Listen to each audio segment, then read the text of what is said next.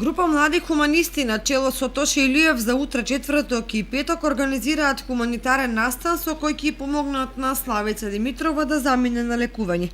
На две локации во градот ќе биде поставен штанд на кој ќе се продаваат великденски украси.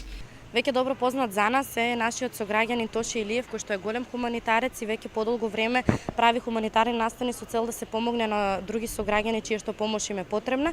Така и овој пат се организираме за да собереме средства да ја помогнеме на нашата сограѓанка Славица Димитрова, која што има болест на очите и мора да се испрати на операција во Русија. Овој пат по повод празникот Великден ќе се организираат штандови во четврток, утре и во петок.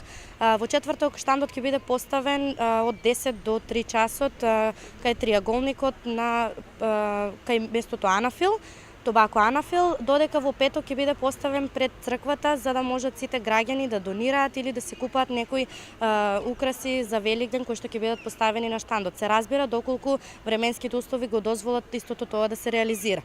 Покрај овој настан, младите хуманисти најавуваат и организирање на хуманитарен концерт со кој се надеваат дека ќе успеат да ги соберат потребните финансиски средства.